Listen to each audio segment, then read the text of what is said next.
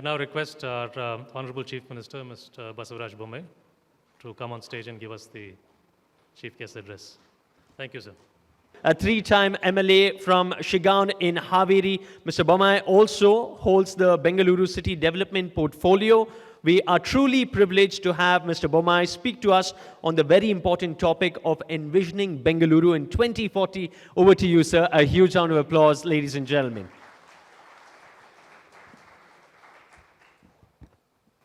I had read the advertisement.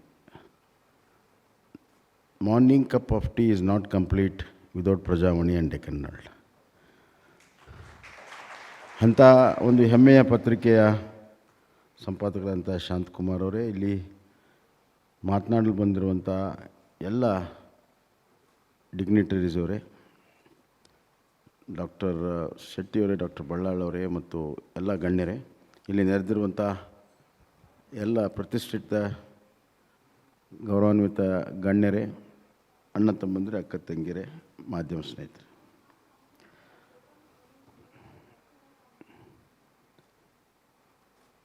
you have put me in a spot. Me being Bengaluru minister, tackling whole lot of issues on day-to-day basis, and knowing all the problems and all the growth issues very well. But being in government, I can't be very candid enough, which I want to. But however, Deccan Herald has given me opportunity, given me a platform to express not only my concern, my futuristic plans. This is a concern and futuristic plan of many people whom I have consulted in last 7 months, who love Bangalore, who are expert in town planning, expert in different subjects, and people with great experience, former administrators. Therefore, it is a collective sum of opinions which I am going to express. Basically, if you want to know the future, we should know the history of a city. The history of city will define the organic content of the city. Once the organic content is known, then the path to growth can be decided. Bangalore, which was founded by a great ruler, Kempegowda, had its own unique planning, and he chose Bangalore probably because of its natural resources, almost 3,000 feet above sea level, a beautiful climate, then series and series of lakes, and most resourceful soil,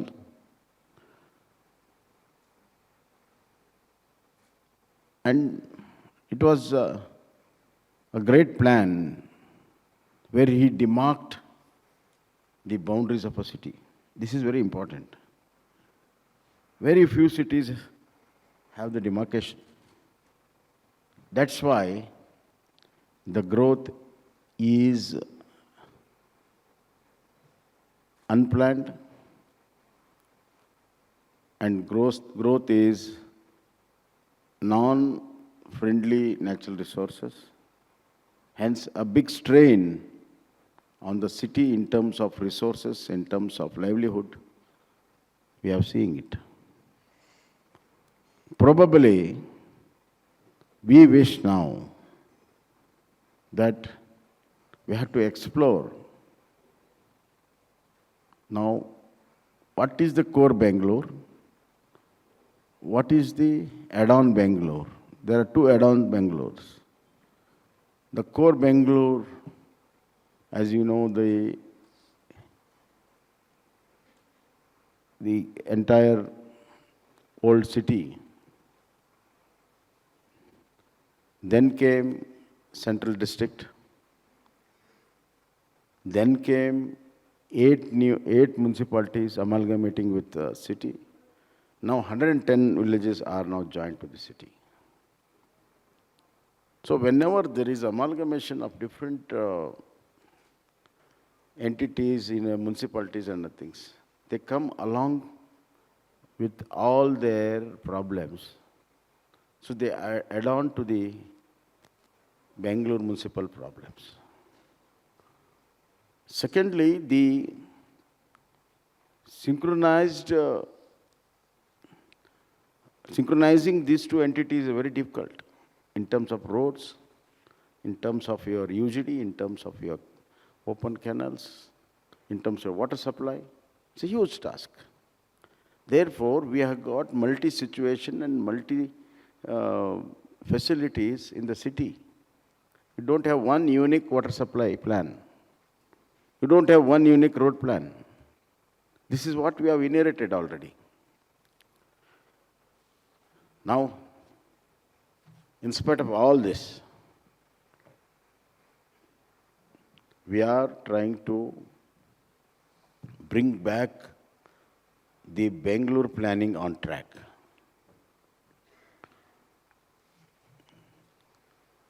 I know that it's a big challenge, but somebody has to take challenge. Enough has been discussed, enough has been printed, enough has been told in the TV channels. We all discuss the problems, but we never discuss the solution of it. I feel that no discussion is complete without formulating the solution. Problems anybody can say and tell the world. Magnitude of the problems can be discussed. So many things can be discussed. But being a part of a solution and the solution which can be implemented in reality, that is a good planner and a good administrator will do. So when I took over as a Bangalore minister, of course, I was a chief minister also. That came to my advantage. I saw that there have been attempts to improve the systems, not that they never attempted it. But the attempts were not really holistic. They were not really planned properly. And even some of them planned properly, implementation was an issue. So I said my people that whichever is achievable first, low-hanging fruits, that has to be done. We have to set a confidence in the people that somebody is there now thinking about the city and trying to do something, fixing the problems. And if this confidence is there, then a lot of things can be done. That's what initially we have tried to do it. Secondly, Bangalore has got the largest floating population. People from different parts of the nation comes here, they work here, settle down here. Now, they are outnumbering the localities. That's not the issue. The issue is owning up of a city. So those who come outside, they come because Bangalore is a better place than any other metropolitan in the country. You take Chennai, you take Calcutta, you take Delhi, you take even Bombay. So all the people, all the business houses, all the corporates are shifting here. A lot of people think that Bangalore is IT capital, technological capital. But slowly it has become financial capital also. Let us see. You have to remember that. So when all these people come, the big question mark is the ownership. So unless until all the citizens own up a city, you don't expect a magic. It can be on the paper, but to be have on a ground reality, it's very difficult. For example, there is one drain near Madiwala and Koramangala. It's an open drain. And huge amount of dirt is put there. It's one of the major Raj Khalwe. We clean it up almost every alternate day, but the amount of all the waste which comes on daily basis, in spite of educating all the people there, is so much that it is going to choke somewhere or the other. Every day you clean and every day it chokes because the new wastage is added every day. I'm just giving a small example. So unless until people participation is there, it's very difficult. Building Bangalore is one thing, infrastructure is second thing, but services third thing, but certain essential services like a UGD, like an open drain, like a drinking water, power supply, roads. These are the most important things where citizens experience every day. So we have to categorize the Bangalore growth. I know that you have given me 2040, I'll come to that later. Let us first see ourselves how we are on 2022. What's the baseline? So for a growth, we should have a baseline. And what kind of baseline we have? So some serious thought is necessary. In a nutshell, I just want to share, I don't want to elaborate. We need a strong, vibrant Bengaluru civic society. Unless until a strong civic society which thinks of the problems of the city as a whole, problems of the citizens of this city as a whole, and comes out with solution and interact with all the agencies, government, and participate in problem solving, in development. A responsible civil society is the essence of Bangalore. If that can be achieved, that will be a motivating factor, that will be the catalyst to drive all the agencies. Some people have tried that and they have done it very sincerely, but a kind of cynicism which has grown over the years has not really encouraged them. And second is, there is, even though we have elected bodies, everything, the different strata of people in Bangalore, people who live in a very, very deep slum, where it is so pathetic, to the icons, the different strata of people. Now, even in a vertical ladder, we are disconnected. We are disconnected in horizontally, we are disconnected vertically. So there is a need for connect. One responsible civil society and a connect among the different strata of people, which will bring some kind of a consolation in the lives of the people from the lower strata. Having said this, probably there must be a question in all your minds. What is the solution for this and what you are doing? We are trying to set right the roads,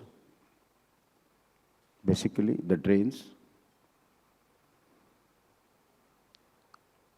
12 high-density corridors have been identified. It had gone to a rough weather. and there were some irregularities.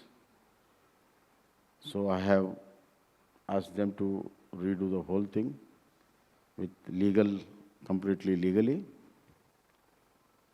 I don't want any irregularities, illegal things in the name of development.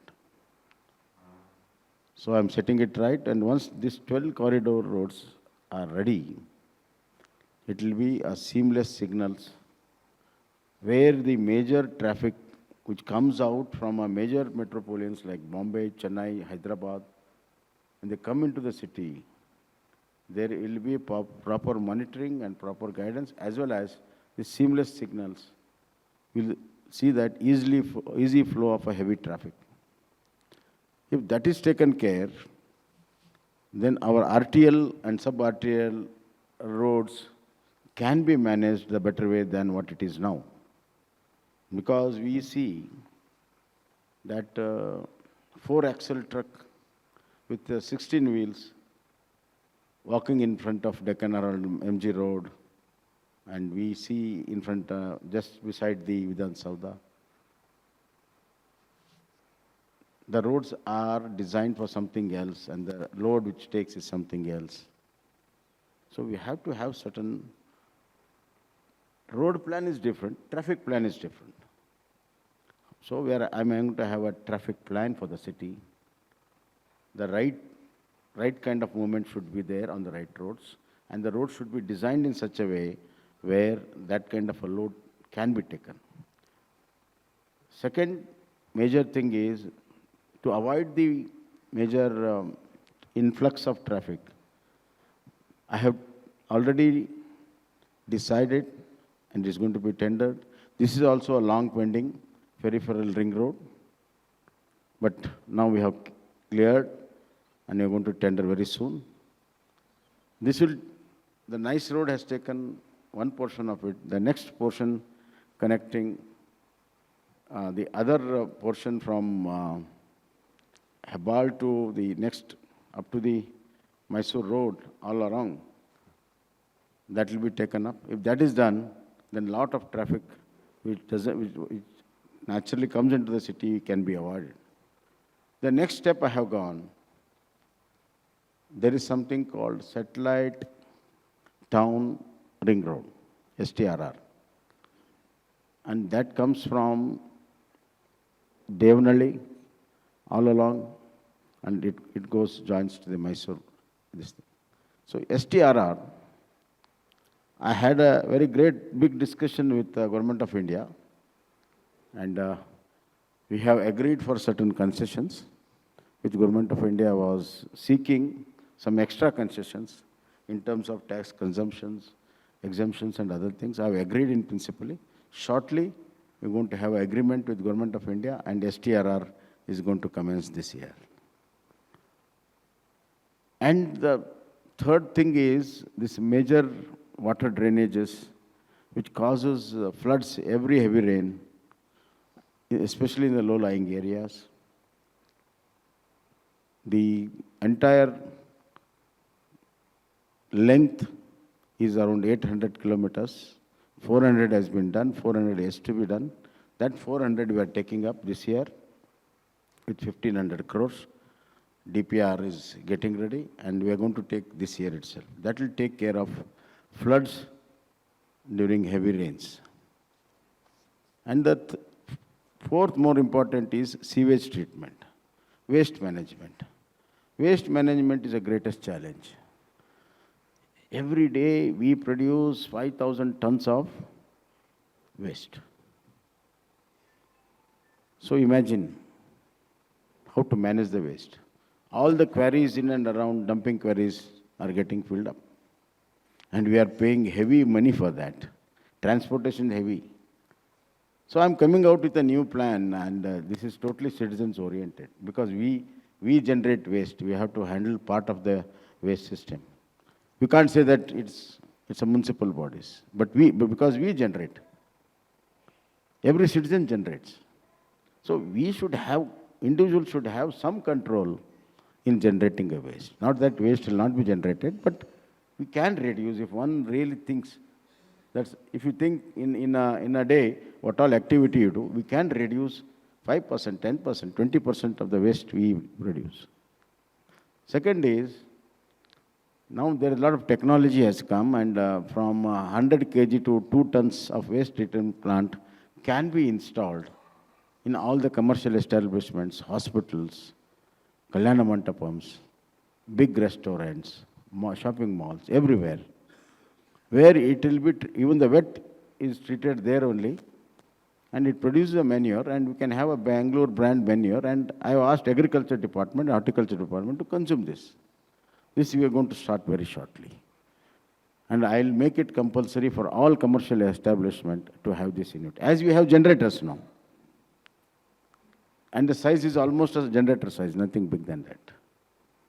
So the waste management has to be decentralized. The collection, the transportation, the logistics, the dumping, all should be reduced. And wherever it is dumped, it has to be treated immediately. Sewage plants, some are not working, some are working. I have taken a review of it. In fact, I have made this announcement in my budget also, that new and all old sewage plants will be made to work shortly, very shortly. And I'm at it. Because I don't want any untreated water into my nalas. That's very bad for the health. So we have taken care of that. You might be saying, what is all these small things? No, these are the essential things. These are the basics. If you want Bengaluru to be clean, this has to be done. Then, of course, expansion of metro is there. Suburban rail is there. Suburban rail, already we have tendered the first phase, and shortly Prime Minister is going to come and lay a foundation stone of it. Metro expansion is there. Second phase is going to be done, and the third phase, DPR, is getting ready. There's a whole lot of improvements. 110 villages improvement is a special care has been taken, where Haveri 5th stage is going to come.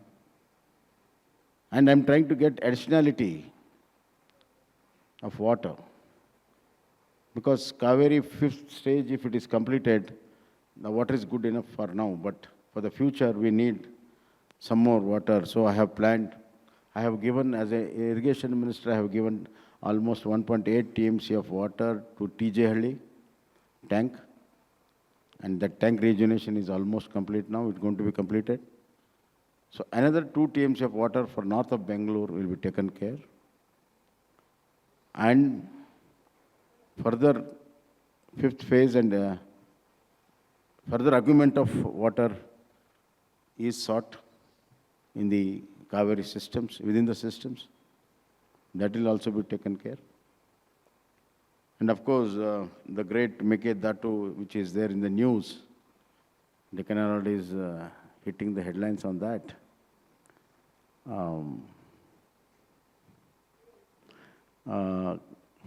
Mekedatu, we are at it. We are going to pursue it and shortly get the DPR, and environmental process of environmental clearance will be done. That's why I have kept some money, that I am confident that we are going to start up Mekedatu this year. And once that is done, a long-term plan for Bangalore will be ensured. But having done all this, what is the future 2040? Now we are 1 crore 30 lakhs. By 2040, we will be almost 3 to 4 crores. So, just imagine, almost 3 times this population, this area. So 2040, the Bangalore should be, according to me, it should be like our planet, our cosmic arrangements. where satellite towns will be all around, and best of connectivity, rail, road, high-tech travel systems, easy mode of travel for the passengers, and there has to be work and stay policy. People should stay where they work. They need not travel. A lot of energy is wasted. A lot of time is wasted. A lot of finance is wasted. So all these satellites, unlike what we had thought earlier, it will be totally different. Secondly, all these satellites should have independent, all the civic amenities, and it is time that Bangalore should also grow vertical. We have grown horizontally enough because we added a lot of new localities. Imagine lakhs of houses, widespread, how difficult it is to supply water, UGD, pipeline, roads, lights, everything. So we have to have vertical growth as a future for Bangalore. So the 2040, in a sentence, if I want to say, we have to create number of Bangalores within Bangalore. So we should have number of Bangalores around Bangalore and connected to Bangalore. And people should have a ease to do business, ease to do work, and ease to live. And that is possible if we start right now. Consolidating the Bangalore what we have now, and creating infrastructure for connectivity for new Bangalores, and build a new Bangalore. At least 4 new Bangalore has to be built by 2040. And in between these 4s, we can have different kind of activities. We can have a health city, which is very essential. We can have integrated industrial townships. We can have, you see now aerospace is very much in Bangalore. Defense production is very much in Bangalore. High-tech, you know that Bangalore has got highest number of international repute R&D centers, both in government and in private, which no other city in the world has. You name the area, biotechnology, IT, you name medical, you name anything, Bangalore has. Bangalore is an R&D hub. R&D is at the highest level, not at the small levels. That is our strength. 2040 is to use not only the natural resources, use the human resources to the best of the ability. A combination of these two can really create a world where India can be proud and it can serve the entire nation also. Hence, the concept of 2040 should be totally a new concept. And a lot of town planners are to be involved in this. A lot of international repute universities in town planning has to be involved in this. A lot of reputed institutions which we already have here should be involved in this. New technologies, use of new technology, the real smart cities has to be created. The facilities at the fingerprints. We are trying to do something small here now. We have got Bangalore One, where all the services will come at home. Just ring a call, he'll come with a laptop. All the certificates, everything will be issued. I have only inaugurated it. And we have appointed more than 300 ambassadors for that. So similar such services for the people of the city has to be innovatively done. Therefore, Bangalore is an innovative city. We should have innovative new Bangalore. Something totally different beyond our imagination can be created. And just to, as a prelude to this, I have decided, I have made a slogan called Nava Karnatakadinda Nava Bharata. In my budget, there are a lot of new things which no previous budgets had thought of.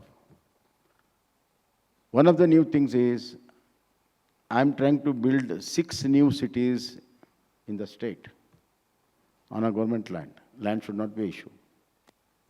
Integrated townships, 6 integrated townships at 6 regional levels will be built. And these will be the models for the building up of cities. We should have a paradigm shift. We have to totally shift. We can't be bogged down with all the old ideas. So, when we plan this new 6 towns, then parallelly, these will hold good for the 4 new satellite towns for Bangalore. Hence, 2040 will be a new thinking. The second thing which I have done in my budget is, we have got host of engineering colleges. Some are very good, some are mediocre, many are not good. But we have to set up certain standards.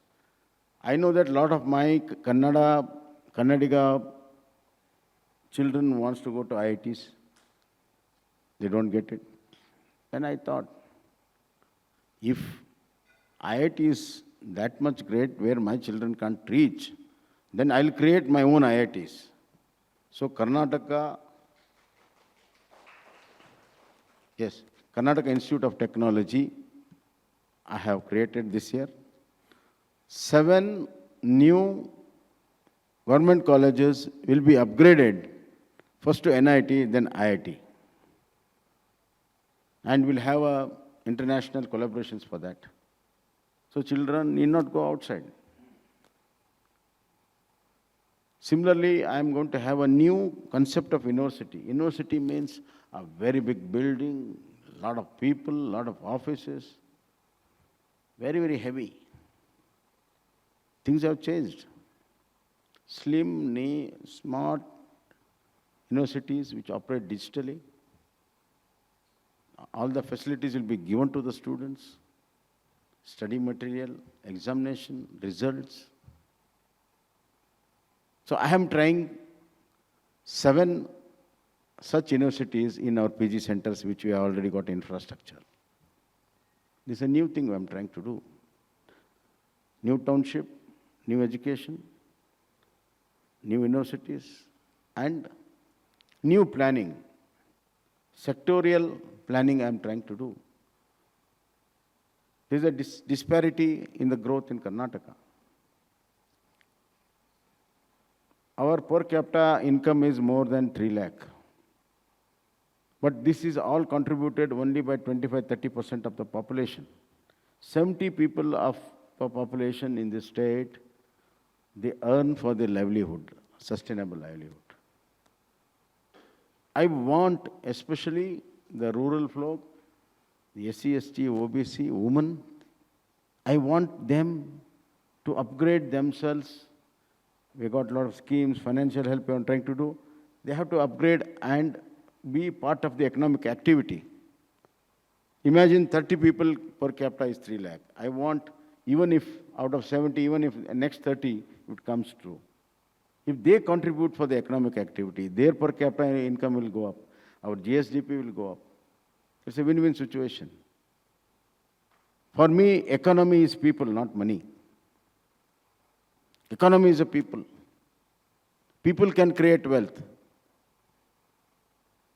And people, a lot of confuse between finance and economy. Economy is a very big thing, where it involves people, activity. Therefore, there is one saying in Kannada, Dudde Dodappa.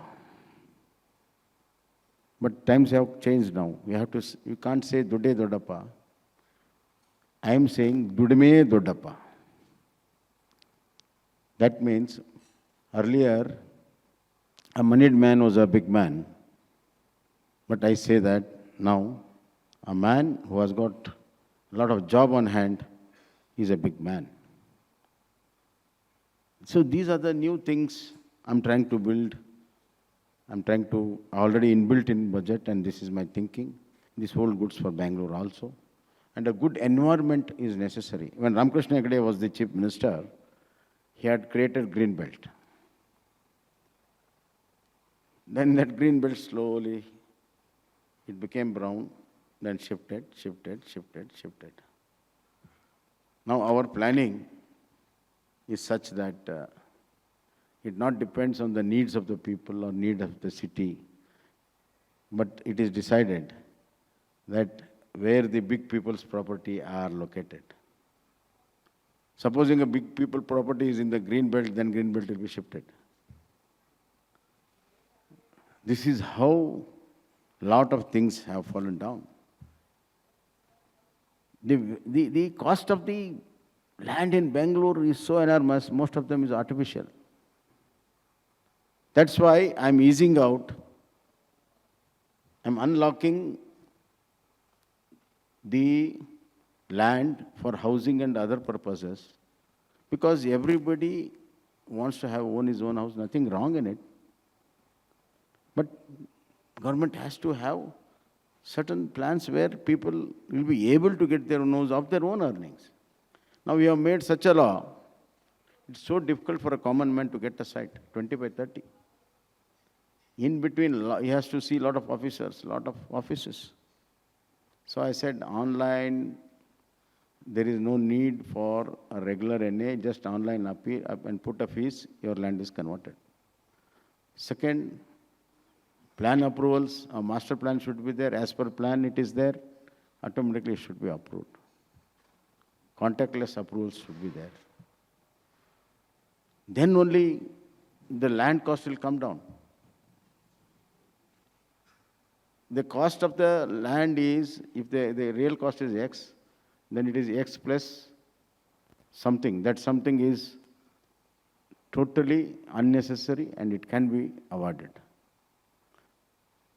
And as far as environmental is concerned, first time in my budget, I have said, I am going to determine the environmental losses, ecology losses every year, and to compensate that, I am going to have ecological budgeting, and I have given 100 crores as a startup this year. And we have already determined what is the loss last year. So these are some new concepts I'm trying to bring, and this is new Karnataka. And it's a very hard task, no, I know. But 2040 is a year where we build Bangalore, not for us. We build Bangalore for our future children, for our future society. And it has to be planned, service-oriented, economic activity should be there, as well as educational, health should be taken. As far as health is concerned, I'm going to create a new health system for Bangalore. We're going to have ward clinics as well as 4 new super specialty hospitals in 4 directions. And to maintain all these things, Bangalore is going to have an independent health service system. And I have brought in a lot of coordination between departments at the zonal level. I can go on like this, but I think my time is over. I have to conclude that 2040, if we start working on 2040 now and puts our head down and with all open mind and coordination and ideas from all directions and try to implement sincerely, if we start 2022 as a year of implementation of 2040, we are going to achieve it. And I am sure that it will be done shortly This platform has inspired me to bring out a blueprint for 2040. And I'm going to bring it 2040 blueprint, and I'll put it before the citizens in such a similar forums, and it can be discussed, changed, and then we'll take it forward. What we are presently doing is stealing from the future, stealing from our children. That has to be stopped. We have to build for the future, build for our future children, and that is 2040. Build Bangalore for our future children. That is 2040. And as long as I am there, I'll strive for it very sincerely, 24/7. My doors are open. My heart is also open for any new ideas. And whatever discussions you have in this platform can be shared with me and my government officers, and we'll take it forward. Thank you very much. We all might be there, might not be there in 2040, but our works will be there. That's what Swami Vivekananda has said. Sadhakanage savu antyavalla. Sadhakanage savu antyavalla. Savina nantara badukode sadhaka. So let's try to strive for it, and let's build the future.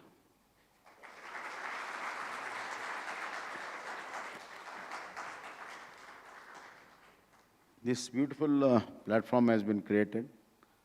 This brings in the social responsibility of Deccan Herald and Prajavani. But for them, we would have not come like this. That is the strength of Prajavani and Deccan Herald. I thank them. I thank Sri K.S. Tilak Kumar, Deccan Herald Printers, Srimati Parol, Director TMPL, Sitaraman Shankar, CEO TMPL, and all the other guest dignitaries. Thank you so much.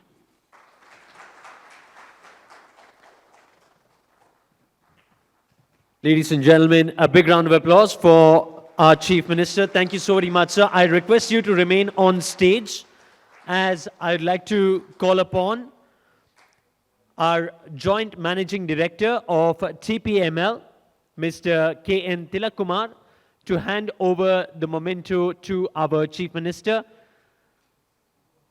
as a means of felicitation. Thank you so very much for giving us a peek into the future, for all the initiatives that you took us through as well. A huge round of applause, ladies and gentlemen, for Chief Minister of Karnataka, Mr. Basavaraj Bommai, for addressing this very gathering here. Deccan Herald Bengaluru Summit 2040, Fast Forward 2040, there it is.